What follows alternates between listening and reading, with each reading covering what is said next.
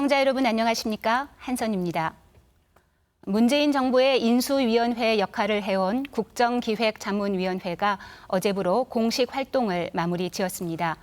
약 60여일간의 활동 끝에 100대 국정과제를 선정했고 이제 공식적인 발표만을 남겨둔 상태입니다. 광주와 전남 지역의 주요 현안 사업들이 상당수 포함된 것으로 알려지면서 지역민들의 기대감도 높아지고 있습니다. 오늘 광주, 목포, 여수, MBC 3사가 공동으로 마련한 감론 1박에서는 국정과제에 포함될 것으로 예상되는 지역의 주요 현안들을 짚어보고 광주와 전남이 함께 풀어가야 할 공동과제는 무엇이고 또 어떻게 추진해 나가야 할지 말씀 나눠보겠습니다. 먼저 오늘 함께 하실 분들을 소개하겠습니다. 국정기획자문위원회 경제 2분과 위원장이시죠. 이계호 더불어민주당 국회의원 나오셨습니다. 반갑습니다. 어서 오십시오. 다음은 광주광역시 김종효 기획조정실장 자리했습니다. 안녕하십니까. 네, 반갑습니다. 끝으로 전라남도 문금주 기획조정실장 함께합니다. 안녕하십니까. 네. 앞서 말씀드린 대로 국정기획자문위원회 활동이 종료됐습니다. 그동안 어떤 활동들을 거쳐서 국정 운영의 큰 틀을 짰고 또 국정 과제를 선정했는지 이계호 의원님으로부터 간단한 활동 상황 얘기 들어보겠습니다. 5월 9일 소위 촛불 대선으로 이제 새로운 대통령을 뽑았지 않습니까? 이번 선거가 다른 선거와는 달리 소위 보궐선거, 조기선거였기 때문에 5월 9일 선거를 거쳐서 5월 10일 10시에 이제 실제로 문재인 대통령이 취임을 했습니다. 네. 그래서 사전에 준비하는 그런 어떤 이 단계가 필요한데 그런 단계를 전혀 갖지 못했죠. 네. 그러나 국정의 어떤 철학에 맞춰서 국정의 우선순위도 결정을 해야 되고 또 대선 기간 중에 국민들에게 약속했던 공약을 어떻게 실천할 것인지 뭐 그 계획도 수립을 해야 되고 또 거기에 덧붙여서 그러한 이 공약을 추진해 나갈 정부의 어떤 조직도 사전에 좀 정비하는 그림을 그려야 되고 그렇게 해서 이제 전반적으로 문재인 정부 5년 동안에 방금 말씀하셨던 청사진을 우선순위에 입각해서 이제 수립을 해야 되는데 그걸 해야 되는 기구 네. 인수위를 대신해서 이제 국정기획자문위원회를 5월 22일 날 구성을 해서 출범을 했고요.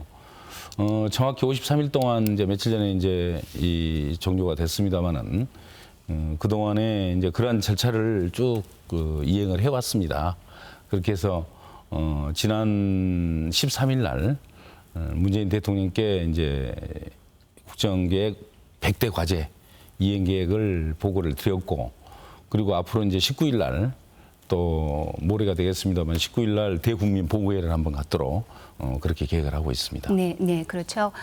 정부는 물론이거니와 광주와 전남 지역에서도 지난 대선 과정에서는 지역의 주요 현안들을 발굴하고 또 점검하고 새 정부가 출범한 이후에는 이 주요 현안들이 국정과제에 포함될 수 있도록 다각적인 노력을 기울인 것으로 알고 있습니다. 김종효 실장님 어떤 노력들 펼치셨나요?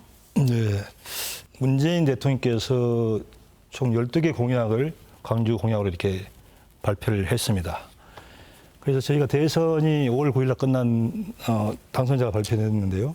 끝나자마자 저희는 새 정부 출범 TF를 구성을 했습니다. 그래서 어떻게 하면 우리 지역 공약을 국정과제에 반영시킬 것인지 이런 노력들을 기울였습니다. 특히 경제부의시장을 단장으로 해서 서울에 상주하면서 국정기획자문위원회를 수시로 들락거리면서 우리 지역 공약이 국정과제에 반영될 수 있도록 최선의 노력을 했습니다. 물론 이계호 본과위원장께서 많이 도와주셔서 저희가 파악하는 바로는 상당한 우리 지역 공약이 국정과제에 반영됐다고 이렇게 알고 있습니다. 이 자리를 빌어서 감사의 말씀을 드립니다. 네, 우리 문금주 실장님도 한 말씀 해주시죠. 네, 준비하는 과정은 광주시 방금 기조실장이 말씀해 주신 것처럼 저희들도 비슷하게 준비를 해왔는데요. 저희들 전남 지역 공약은 여기 계신 이계 의원님께서 많이 발굴해서부터 또 채택 그리고 또 이번에 국정과제에 반영이 되도록 동분서주 노력하신 그 덕분에 어떻든 좋은 결과를 지금 저희들이 보게 된 것 같고요. 총 지역 공약은 10개의 과제, 48개 세부 사업으로 돼 있고 그중에 광주 전남 공동 성생 과제가 두 개 과제가 돼 있습니다. 저희들은 그동안 어찌 됐든 우리 지역 공약이 추진 동력을 확보하기 위해서는 국정 과제로 포함이 되고 또 정부 부처의 세부 실천 계획에 반영이 돼야 되는 게 필수적이라고 보고 그동안 관련 부처 또 국정기획자문위 동향 파악을 면밀히 했고 관련해서 세부적인 맞춤형 대응 전략을 마련하고 또 그 보고에도 갔고 또 수시로 국정기획자문위원회 또 중앙부처를 방문을 해서 최대한 저희들 사업을 나름대로 반영이 되도록 최선의 노력을 다 해왔다는 말씀을 드립니다. 네. 그와 같은 노력들이 결실을 봤다면 그게 바로 이제 국정과제에 광주 전남 현안이 얼마나 포함되어 있느냐 이겠죠. 이 의원님 네. 어느 정도나 포함이 됐습니까? 국정기획위원회에서 이제 나름대로 지역 공약들이 우리만 있는 게 아니거든요. 전국에 다 있기 때문에 그 공약들을 어떤 원칙에 의해서 반영시킬 것이냐 국정과제에 그걸 가지고 원칙을 나름대로 세웠어요. 첫째 원칙은 그 지역의 상징 공약, 그 지역에 네. 반드시 있어야 될 그 공약은 이 국정계획에 반영을 하자는 게 이제 그건 뭐 한두 건 정도가 되겠습니다. 그리고 그것도 두 번째 원칙은 지역명은 명기를 하지 않는다. 네. 그런 원칙을 세웠습니다. 그러면 나머지 이제 반영하지 못한 공약들이 있을 거 아니에요? 그 공약은 이제 지역 공약 이행 계획을 별도로 항목을 두어서 거기에 담아서 앞으로 이제 문재인 정부 5년 임기 동안에 차근차근 연차적으로 이행을 해 나가도록 하자. 이런 나름대로 원칙과 기준을 정했습니다. 우리 광주 전남 지역은 그러나 이제 뭐 그거에 구안하지 않고 또 문재인 대통령이 후보 시절에 광주 전남에서 공약했던 것들은 실제로 보면 우리 광주 전남 지역만을 위한 사업들이 아니고 결국은 이 대한민국의 미래와 또 내일을 위한 어떤 성장 동력과 직결되는 사업들이었습니다. 예를 들자면 친환경 에너지를 육성해 나가겠다는 에너지밸리 및 한전공대 관련 사업 있지 않습니까? 네네. 그거 반드시 필요하죠. 그건 우리 전남 지역과 광주 지역을 위해서 필요한 게 아니고 대한민국을 위해서 필요한 사업들이죠. 그리고 농업 구조를 스마트 농업으로 바꾸겠다. 새로운 선진 농업으로 바꾸겠다는 그런 공약도 한국 농업 선진을 위해서는 또 반드시 필요한 공약 아니겠습니까? 그리고 광양만권의 경우에 광양항의 경쟁력을 높이고 또 첨단 신소재 산업을 육성하겠다. 이것도 항만도 항만이지만 첨단 신소재 산업은 반드시 미래에 우리 대한민국 먹거리로서 필요한 그러한 산업이 되는 거죠. 그래서 그런 부분을 제가 좀 잘 찾아서 국정계획에 가급적이면 잘 믹스해가지고 집어넣은 거죠. 네네. 그건 뭐 제가 당연히 국정기획위원회에 함께 일하고 있었던 다른 위원들도 전부 동의를 했던 사항들입니다. 그래서 다른 지역에 제가 모두에서 말씀드렸습니다만 상징 공약 한두 건 정도 이렇게 넣는데 그쳤는데 비교적 우리 지역은 뭐 대부분의 공약들을 고루고루 잘 녹여서 국정계획에다 반영을 시켰다는 말씀 드리고요. 국정계획에 반영이 된 것하고 그렇지 않고 지역공약 이행계획에만 이제 명기가 된 것하고 어떻게 차이가 있느냐. 상당히 차이가 있습니다. 네. 국정계획에 반영이 되면 이 183조라는 소위 국정계획 이행계획을 추진해 나갈 5년간의 예산이 별도 책정이 돼 있었거든요. 네네. 그 183조에서 우선적으로 배분을 합니다. 거기에. 그래서 우리가 예산 확보를 위한 노력을 물론 해야 되겠지만은 이 상대적으로 힘이 덜 드는 거죠. 그러나 지역 공약에만 포함이 되면 매년 예산 투쟁을 똑같이 해야 되는 거예요. 그래서 상당히 어려움을 함께 겪을 수밖에 없는 그런 여건입니다. 다행히 아까 말씀드렸듯이 뭐 그런 아주 중요한 사업들이 대부분 반영이 되었고 또 그 외에도 보면 광주에서 역점을 두고 계시는 우리 문장희 시장님이 아주 사활을 걸고 계시죠. 소위 그 미래형 자동차 밸리 그것도 명기를 해서 포함을 시켰습니다. 거기에 덧붙여서 뭐 군공항 이전이랄지 또 원도심 재생 사업 다 포함이 돼 있고요. 전남의 경우도 지금 서남권 조선단지가 굉장히 어려움을 겪고 있지 않습니까? 그래서 서남권 중소조선 또 선박 수리단지 수리시설 뭐 이게 공약으로 국정기획에 포함이 같이 돼 있다는 말씀 드리고요. 그리고 광주 연남 상생 공약도 아까 에너지밸리와 한전공대 얘기 드렸습니다마는 거기에 덧붙여서 심혈관센터 뭐 그건 또 제 지역과 관련되기 때문에 네. 제가 뭐 끝까지 주장해서 기업과 집어넣죠. 이렇게 해서 비교적 대부분의 공약들이 많이 포함이 돼 있다. 뭐 자신 있게 그 점은 제가 보고를 드릴 수 있을 것 같습니다. 네. 자, 그러면 이 의원님께서 뭐 간단하게 얘기를 해주시기는 했습니다만 광주와 전남 각각의 현안과 또 공동 과제를 하나씩 점검해 보도록 하겠습니다. 먼저 광주인데요. 광주의 주력 산업 미래형 자동차 생산 기지 조성 사업과 관련돼서 국정 과제에 포함돼서 탄력을 받을 것이다. 이런 예상들을 하고 있습니다. 먼저 김종효 실장님 기대감이 크겠습니다. 네, 그렇습니다. 우리 의원님으로부터 직접 그 국정 과제에 포함된 여러 가지 사업 내용들을 들으니까 기대도 되고 마음이 든든합니다. 앞으로 국정 과제에 포함됐지만 결국은 그게 국가 예산으로 반영이 돼야 결국은 우리 지역의 발전을 위해서 쓰여지는 겁니다. 그래서 그런 노력들을 저희가 뭐 당연히 해야 된다는 말씀을 드리면서 미래형 자동차 생산기지 조성 사업은 우리 강주하면 뭐 3대 밸리를 저희가 육성을 지금 추진하고 있습니다. 문화 콘텐츠 산업하고 아까 잠깐 말씀이 있었습니다만 에너지 신산업 밸리, 그 다음에 자동차 친환경 자동차 산업 밸리를 만드는 겁니다. 지난 정부 때 저희가 그 친환경 자동차 부품 클러스터 사업을 추진했는데 원래 당초에 한 1조 2천억 정도 이렇게 시작을 했습니다만은 결국은 최종 사업비는 3천억대, 3,030억 원입니다. 그중에서 국비가 한 1,500 정도 됐는데요. 그래서 그 정도 규모로는 저희가 구상했던 그런 사업들을 하기가 힘들었다. 이렇게 생각을 해서 이번에 국정 과제에 포함된 미래형 자동차 생산기지 조성 사업, 그걸 통해서 그런 당초에 구상했던 사업들이 잘 추진될 것이다 봅니다. 특히 그 삼성전자 가전라인 부분이 일부 뭐 베트남 이런 쪽으로 네. 옮겨가면서 우리 지역 경제에 좀 어려움이 있을 것으로 예상이 됐는데 이런 미래형 자동차 생산기지 조성 사업이 국정 과제에 포함됨으로 인해서 전장 부품 산업 이런 것들이 굉장히 활성화될 것으로 이렇게 기대합니다. 아울러서 그 광주에서 주창해서 지금 전국적으로 확산하는 그런 운동 내지 움직이 있는 그 광주형 일자리 사업, 이 사업과도 굉장히 밀접한 관련이 있기 그렇죠. 때문에 네. 광주형 일자리 사업의 전국 확산에도 도움이 될 것이다 이렇게 기대를 합니다. 네. 이 의원님 혹시 덧붙일 말씀 있으신가요? 네네. 과거 정부 때 보면요, 영남 지역에는 실제로 대부분 국비 위주로 지역 핵심 사업을 지원했던 사례들이 있습니다. 네, 네. 그 사례에 준해서 광주 자동차 밸리를 집중 지원을 할 수 있도록 해라는 그런 지시도 필요하다고 봐요. 그래서 처음에 이제 앞으로 문재인 대통령 광주 방문을 하시면 뭐 그런 건의를 해서 그런 답변을 꼭 이끌어내는 것, 이것도 저는 굉장히 필요한 시점이 아닌가 이렇게 보고 있습니다. 네네. 우리 김종희 실장님한테 말씀 여쭤보기 전에 시청자 여러분께서 잠시 헷갈릴 수 있어서 조금 정리를 하겠습니다.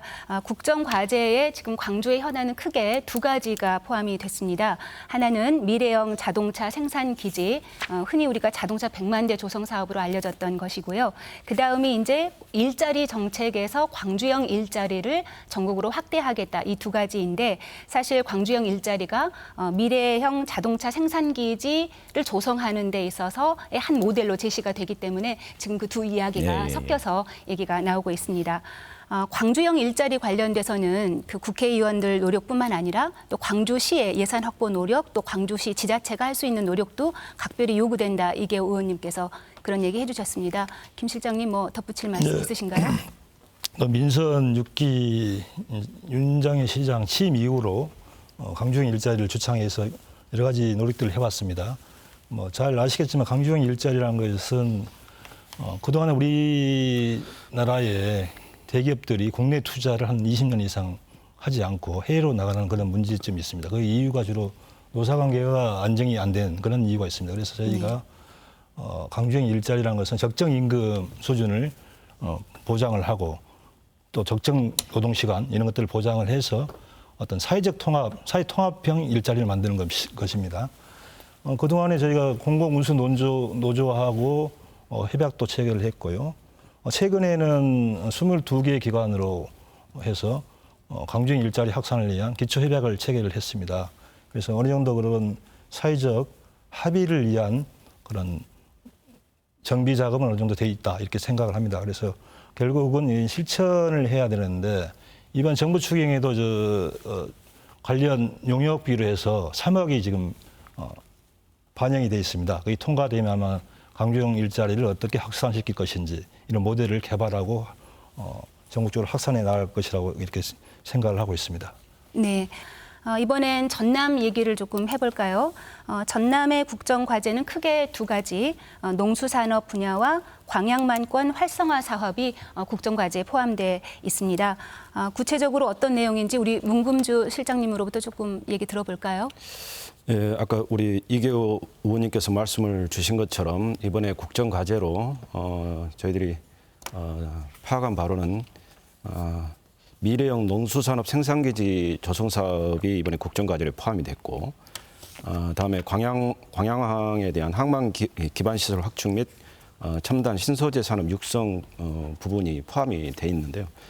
일단 이 전남은 아시다시피 친환경 농수산물 인증 면적이 전국 1위입니다. 그리고 또 수산물 연간 판매액이 2조 원을 돌파했고요.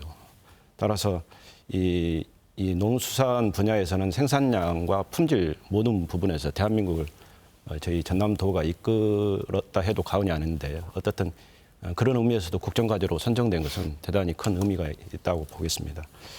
구체적으로 보면 이제 그 세부 사업들은 첨단 스마트팜 단지 조성이랄지 원예 종료 국제 품질 인증센터 설치, 또 국립농축산 빅데이터 센터 건립 등 이제 분야가 또 있고요. 수산업 분야도 보면 저희들이 수산업 분야는 전남이 전국 최대 수산물 생산지입니다. 다만 네. 이 가공과 유통 부분이 좀 그동안 미흡했는데 어떻든 이 부분이 국정과제로 포함이 되면서 저희들이 좀 새롭게 도약할 수 있는 계기를 마련했다라고 하는데 이제 의미가 있겠고요. 그 중에 대표적인 게 이제 수산식품 수출단지를 조성한달지, 그리고 스마트 수산양식 시범단지를 조성한다는 그런 많은 사업들, 세부 사업들이 포함이 돼 있어서 하여튼 저희들 큰 기대를 가지고 있습니다. 네. 이 의원님 예, 너무나 예. 상황을 잘 아시기는 할 테지만 예. 우리 전남은 사실 오래전부터 농도였지 않습니까? 그렇죠. 그런데 예. 4차 산업혁명을 앞두고 스마트 농업으로의 전환이 시급하고 또 반드시 필요한데요. 이번 국정과제에 포함된 거 여러 가지 예. 우리 문 실장님이 소개해 주셨습니다만 좀 한두 가지 포인트를 예. 잡아서 설명해 주시면. 우선 그 취지를 좀 설명을 드릴게요. 이제 국토 균형 발전 항목이 있는데 거기에 이제 농수산 항목이 들어 있습니다. 농업이. 그 중에 전국적으로 이 농업과 관련해서 공약이 있는 곳이 두 곳입니다. 우리하고 충청도에 돼 있더라고요. 충남에. 네. 그래서 근데 우리 건 스마트 농업으로 돼 있는데 저기는 또 첨단 농업으로 돼 있어요. 공약이. 비교를 해보니까 이 어떤 용어를 쓰냐가 굉장히 중요할 것 같아요. 앞으로 그 네. 예산을 따오는 데 있어서. 그래서 제가 스마트 농업 이렇게 해서 이제 분명히 명기를 해놨고요. 이 앞으로 그것은 뭐냐면 우리 농수산업의 틀을 근본적으로 지금 새로운 어떤 시대 환경이나 조류에 맞춰서 지금 스마트 농업으로 바꾸자는 거거든요.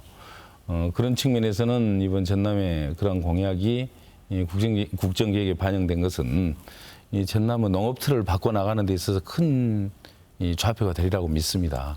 또 한 가지 거기에 덧붙일 것은 스마트 농업을 아무리 농촌에 보급하고자 해도 그걸 운영할 수 있는 이 농업인들이 함께 있어야 합니다. 네. 그래서 젊은 농업인들을 육성하기 위한 사업을 별도로 만들었습니다. 전국적으로 매년 1,000명씩 이 소위 귀농인들이나 청년 농업인을 중심으로 해서 40대 이하의 농민들을 선발을 해가지고 한 3년 동안 매월 생활안정 자금을 그냥 정부에서 한 월 돈 100만 원씩 매월 지원을 해줘요. 그렇게 해서 농촌에 뿌리를 내릴 수 있도록 그런 역할을 하고요. 그분들이 이제 소위 스마트 농업의 선도 역군으로, 선도 농군으로 역할을 할 수 있도록 그런 같이 인적 어떤 뒷받침까지 하는 것으로 그렇게 방향을 맞췄고요. 아까 광양만권 잠깐 말씀을 하셨는데 이 광양항이 이 현재 지금 그 재정 운영 상태가 굉장히 어렵습니다. 항만 건설 과정에서 소위 그 이제 건설 채무가 있을 거 아닙니까? 그것을 현재 지금 그 운영 회사가 다 떠안고 있어요. 아, 네. 그래서 공사 자체가 중단이 돼 있는데 그러다 보니까 필요한 크레인 하나 요즘 꼭 필요한 크레인 하나 만드는 것도 쉽지가 않는 그 제작에서 배치하는 것도 쉽지가 않는 그런 상황에서 반드시 중요하다는 인식을 지역에서는 가지고 있습니다. 그래서 광양항 활성화해서 관련된 시설 공사 재개 이걸 뭐 분명히 명기를 했기 때문에 앞으로 어떤 식으로든지 광양이 활성화될 수 있는 기반을 만들어 갈 것이라고 생각을 하고 있고요. 거기에 덧붙여서 잠깐 얘기가 됐었습니다만 지금 광양항을 중심으로 하고 돼 있는 산업들이 제철, 석유화학, 그다음에 뭐 그런 산업들 아닙니까? 대표적인 현재 지금 우리가 어려움을 겪고 있는 산업들입니다. 전통 산업으로서 중무장대형 이런 산업들이 하루빨리 경쟁력을 회복하지 않으면 우리 국내 산업 어떤 그 펀더멘탈에도 영향을 주지만 우리 광주 전남 지역의 경우에는 또 그 산업이 이 지역 경제에 아주 중요한 기틀을 차지하고 있기 때문에 아주 어려움을 겪을 수밖에 없습니다. 그래서 그 전통 산업의 어떤 경쟁력 향상 이것도 함께 지금 다루고 있고요. 거기에 덧붙여서 이제 새로운 또 어떤 성장 동력이 또 함께 필요하거든요. 그래서 광양망권 첨단 신소재 산업 육성 뭐 이런 부분들이 차질 없이 국정계획에 잘 반영이 돼 있어서 이 계획이 차질 없이 시행이 된다면 광양망권 또 새롭게 되어갈 수 있는 아주 소중한 계기가 될 것이다 이런 기대도 함께 하고 있다는 말씀드립니다. 네, 문 실장님 아무래도 지역 경제 활성화에 큰 기대를 걸 수밖에 없겠습니다.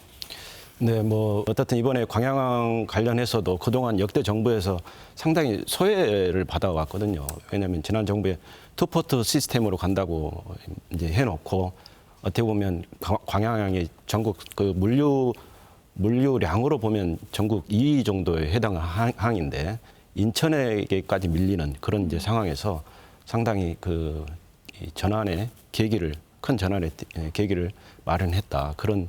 네, 상당히 큰 의미가 있겠습니다. 네, 예. 투포트 전략이라고 하면 부산항, 광양항이 예. 되겠죠. 네, 그렇습니다. 이번에는 광주와 전남 공동 현안 그 국정 과제들을 한번 살펴볼까요? 우선 그 한전공대 설립 그리고 에너지 신산업 메카 육성 이것은 광주와 전남이 머리를 함께 맞대고 추진해야 할 과제로 보여집니다. 이 의원님 그러지 않겠습니까? 아, 그렇죠. 중요하죠.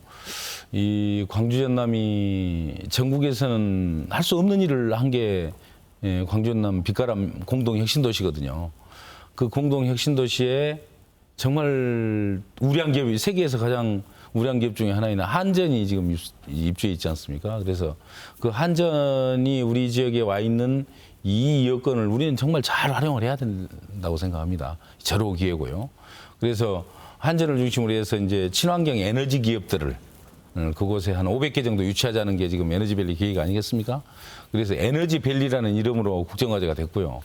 거기에 이제 그걸 뒷받침할 정말 세계적인 인재들을 또 함께 육성하자는 게 이제 한전공대 설립인데 그것도 교육기관 설립이 같이 들어있기 때문에 이 두 가지 공약이 함께 국정과제가 됨으로써 에너지밸리 조성 사업이 뭐 지금도 뭐 전남도에서 열심히 하고 있습니다. 광주에서 뒷받침 잘하고 계시고 그렇지만 더욱더 활성화돼서 앞으로 뭐 이 조기과시화에 큰 힘이 될 것으로 보고요.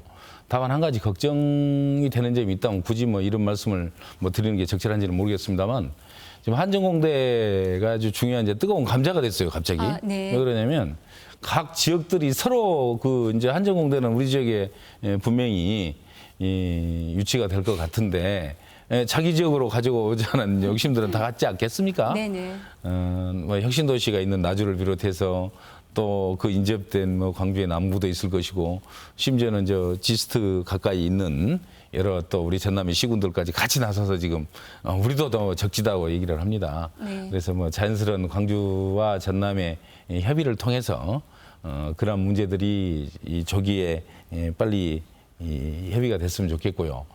또 한 가지는 한전의 참여가 중요합니다. 맞습니다. 한전이 적극적인 어떤 자세로 좀 나갈 수 있도록 지역민들이 뜻과 마음을 모아주시는 것, 또 그것도 필요한 시점이 아닌가 이렇게 저는 보고 있습니다. 네, 말씀해 주신 것처럼 그 부지 선정부터 한전공대 설립 문제는 광주와 전남이 정말 협력해야 하는, 머리를 맞대야 하는 그런 과제인데요. 김종일 실장님, 그러지 않겠습니까? 예, 당연히 머리를 맞대야 하고요. 지금도 머리를 맞대고 있습니다만은 저희는 이렇게 생각합니다. 이게 한전공대 분명히 중요한 거죠. 우리 지역에 통상 그 인재 장소 인력이 부족해서 기업들이 안 온다 이런 지적들을 많이 받고 있는데 한전공대를 통해서 우수한 인력들이 배출되면 관련 기업들이 또 많이 올 것으로 기대됩니다. 다만 현재 시점에서 저희가 입지를 가지고 광주와 전남이 이렇게 뭐 다투는 것으로 이렇게 비춰지고 있는데 우리 광주 입장에서는 현재 시점에서 뭐 광주를 해야 된다 이런 고집을 하는 것은 없습니다. 그런데 언론재산에서는 마치 뭐 양 시도가 갈등 있는 것처럼 이렇게 말씀을 하고 계시는데 일단 현 시점에 중요한 것은 한전공대를 어떤 기능과 역할, 컨텐츠를 어떻게 할 것인지 이런 것들이 중요하다고 생각합니다. 그 입지는 그 처음의 문제고요. 그래서 우리 전남도와 협의를 해서 설립 타당성 공동 영역을 뭐 이렇게 같이 한다든지 이런 걸 지금 구상을 하고 있습니다. 네, 문 실장님, 그 한전공대 관련돼서는 또 전남의 입장도 들어보고 싶은데요. 비슷한 얘기인데요. 지난 6월부터 강주 전남 또 강주 전남 연구원 또 설립 주체가 될 수 있는 이제 한전 실무자들이 별도의 TF를 구성해서 지금 머리를 맞대고 여러 가지 그 방금 말씀하신 컨텐츠랄지 어떻게 추진하는 뭐 방향이랄지 이런 부분들을 충분히 지금 논의를 하고 있습니다. 우리 김정일 실장님도 말씀을 주셨고 우리 이계 의원님께서도 말씀을 주셨지만 지금은 입지 선정의 문제를 논의하는 것보다는 이 설립 주체인 한전이 정말 적극적으로 한전공대를 설립할 수 있도록 추진할 수 있도록 지역에서 여건을 조성해주고 기반을 닦아주는 지원해주는 그런 역할을 해줘야 된다고 생각하고 전국에는 한전에서 아마 그런 부분들은 종합적으로 고려해서 결정할 수 있지 않을까. 저희들은 어찌됐든 강주 전남은 최대한 그 부분에 지원해준다.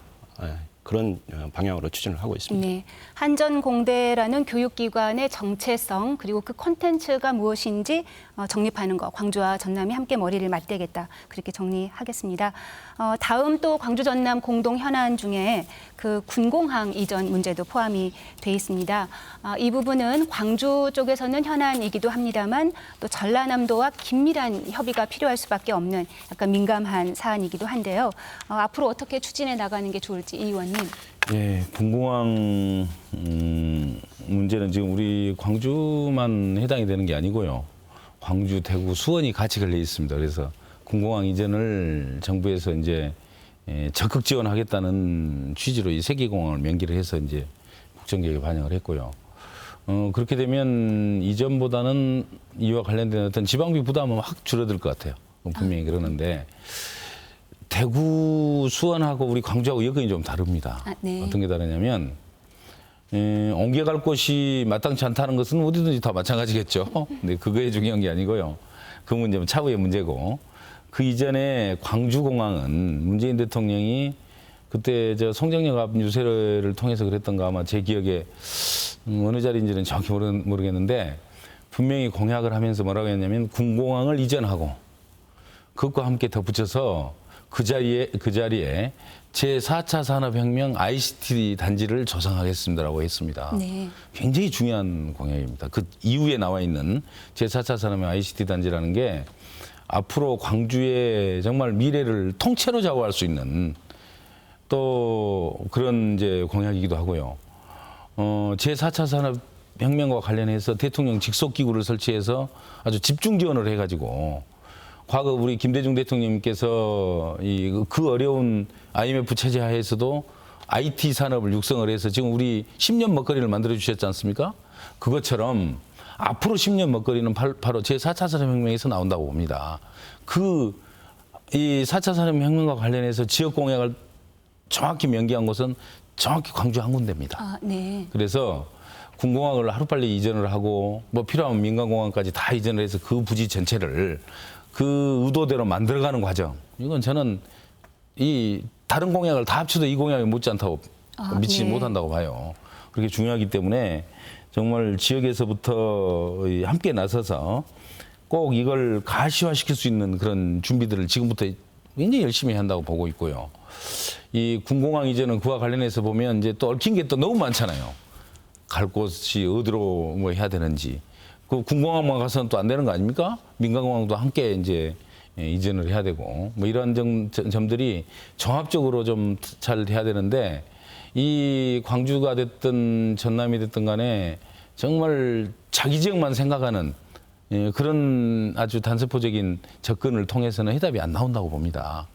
정말 광주 전남의 한 뿌리라는 그런 인식의 토대하에서 광주 전남은 미래 10년 내지 20년 먹거리를 만들어내는 그런 중차대한 프로젝트라는 인식들을 공유를 할 때 해답이 나온다고 보고 있어서 참으로 양 시도지사님이 저는 그랬으면 좋겠어요.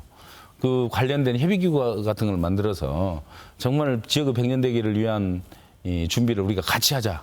그런데 의기투합해서 빨리 해답을 좀 찾아내서 이 후속 절차들이 좀 진행이 됐으면 하는 바람을 이 자리에서 분명히 전해드립니다. 네, 이 의원님께서 그 원활한 그 진행을 위해서 뭐 시도 협의체와 비슷한 그런 후속 조치를 요구하기도 했는데요. 김종일 실장님 어떻습니까? 이 군공항 문제는 사실 조금 민감한 사안이기도 합니다. 네, 그렇습니다. 지금 광주공항이 군공항이 들어선 지가 한 50년 이상 지났습니다. 우리 광주 쪽에 그 소음 피해를 받는 대상 인구가 한 33만 명 정도 이렇게 된다 그래요. 그래서 이 도심에 군공항이 입지하고 있는 것은 여러 가지 소음이라든지 안전 문제 이런 측면에서 문제가 있기 때문에 이전은 불가피하다고 이렇게 생각을 합니다. 다만 그 아까 뭐 의원님께서 전남도와의 협의 기구 이런 말씀도 하셨습니다만 그것은 적정한 시기에 아마 구성을 해서 할 것으로 생각을 하고 있고요. 현재는 여러 가지 어느 지역으로 가는 것이 좋을 것인지 그런 후보지들을 지금 국방부와 함께 만들고 있는 그런 상태입니다. 그래서 적정한 시기에 전남도와 협의를 물론 협의를 뭐 중간중간 해 오긴 했습니다만은 그걸 공개적으로 또 협의하는 것도 굉장히 좀 어려운 문제도 있습니다. 그래서 그런 뭐 공개적으로 하는 문제 이런 것은 어떤 좀 절차에 따라서 이렇게 해야 될 거라고 생각을 하고요. 다만 최근에 그 저희가 광주 전남 지역 국회의원들 모시고 일산정책 설명회를 했습니다. 근데 어느 그 의원님께서 이런 말씀을 하셨어요. 이를테면 뭐 상생이란 것은 어느 양쪽이 다 뭐 이득되는 것은 당연한 상생이지만 어느 지역이 크게 이득을 보고 다른 지역이 조금 손해를 본다. 그럼 그것도 광주 전남 전체로 봤을 때는 이득이다. 뭐 이런 말씀이 있었어요. 그래서 공공항 문제도 그런 기본 어떤 원칙에 입각해서 풀어 나가야 되지 않을까 이렇게 생각합니다. 네. 저 말씀 중에 네네. 그러십시오. 그러니까 기본적인 인식이 광주에 소음 피해가 있으면 그건 전남에도 있는 거거든요. 하면 그러니까 그러한 인식을 광주에서도 함께 하면서 어떻게 하는 게 상생의 길인지를 모색을 해야지. 광주가 많은 시민들이 계시기 때문에 옮겨가면 인구가 상대적으로 적은 전남의 어떤 그 과소 지역, 농촌이나 어촌 지역으로 하게 되면 그쪽은 피해가 적을 것이라고 생각하는 인식은 그런 인식을 하면 해답이 죽어도 나올 수가 없습니다. 그래서 그렇게 되면 어떻게 하는 것이 전남에서도 어딘가 이제 입지가 결정이 된다면 그 지역이 그걸 수용할 수 있는 정도의 메리트를 제공할 수 있을 것인지 이런 점을 같이 고려를 하고 또 지금 군공항과 그 민간공항이 같이 있잖아요. 근데 그걸 지금 들어보면 그런 것 같아요. 광주에서 일부에서 다는 아니겠습니다만은 군공항은 보내고 민간공항은 두고 뭐 어디에서 받겠습니까? 그래서 그런 점을 좀 종합적으로 판단하는 좀 거시안적인 안목이 필요하다. 이런 점을 지적을 하는 겁니다. 네, 저희가 좀 한 말씀 드리면요. 네. 저희가 뭐 민공항은 제가 뭐 전남을 비밀하는 것처럼 돼 있는데 민공항 그대로 우리 실장이 해야 되는데 제가 군공항만 말씀드렸습니다. 보내자 이런 입장은 아니고요. 네네. 전체적으로 종합적으로 검토를 해서 적정한 시기에 민간공항도 갈 수 있고 뭐 이런 생각을 갖고 저희가 일을 하고 있고요. 소음이 광주에 있으니까 뭐 딴 데로 보낸다 이런 측면보다도 국가 전체적인 입장에서 어느 지역에 가는 것이 좋은지 이런 것을 저희가 검토를 하고 있고요. 이전 대상 지역에 대한 인센티브 이런 거 당연히 저희가 검토를 하고 있습니다. 예. 네, 그 군공항 이전 문제가 민감하다는 게 드러나는데요. 문 실장님 뭐 추가하실 말씀 있으신가요? 솔직히 강주시가 부럽습니다. 왜냐하면 저는 아까 우리 존경하는 이계 의원님께서 군공항, 민간공항을 다 주고 거기에 4차 산업혁명을 대비한 ICT 조정을 뭐 약속을 하셨다는데 굳이 군공항, 민간공항 옮기지 말고 그거를 차라리 전남에다 했으면 싶은 그런 심정일 정도로 그 생각 못했네요. 상당히 부럽습니다. 저도 네, 그래서 어찌됐든 그 강주가 잘 되기를 바라겠고요. 공공항 관련해서는 어찌됐든 저희들도 좀 전향적인 자세로 중요한 게 해당 지역 주민과 그 해당 지역 지자체의 의견이 가장 중요하기 때문에 해당 지역에서 합리적인 의사결정을 할 수 있도록 저희들이 적극적인 지원하는 그런 역할을 앞으로 해나가겠습니다. 네, 말씀을 나누다 보니까 벌써 마무리해갈 시간이 다 돼 가는데요. 이렇게 할까요? 국정과제에 사실 포함되는 것이 끝이 아니라 사실 이것을 어떻게 구체화하고 또 현실적으로 진행시켜 나가느냐가 더 중요할 것입니다. 마무리 발언 삼아서 이 내용을 포함해서 한 1분 내외로 얘기해 주시면 좋겠습니다. 이계호 의원님부터. 몇 가지 국정과제에 포함되지 못한 부분도 있습니다. 노력을 한다고 했습니다만 뭐 제 능력이 역량이 부족한 점도 있고 또 여건상 뭐 타도와 형평성 이런 게 어느 정도까지는 필요하기 때문에 대표적으로 무한공항 확장이 이제 그런 경우인데 특정 공항 문제이기도 했지만은 또 이 문제가 아까 말씀드렸던 뭐 군공항 문제랄지 이런 것하고도 다 공항 어떤 전반적인 광주 전남의 문제하고 같이 얽혀 있기 때문에 함께 풀어가야 될 뭐 그런 문제였던 것 같아요.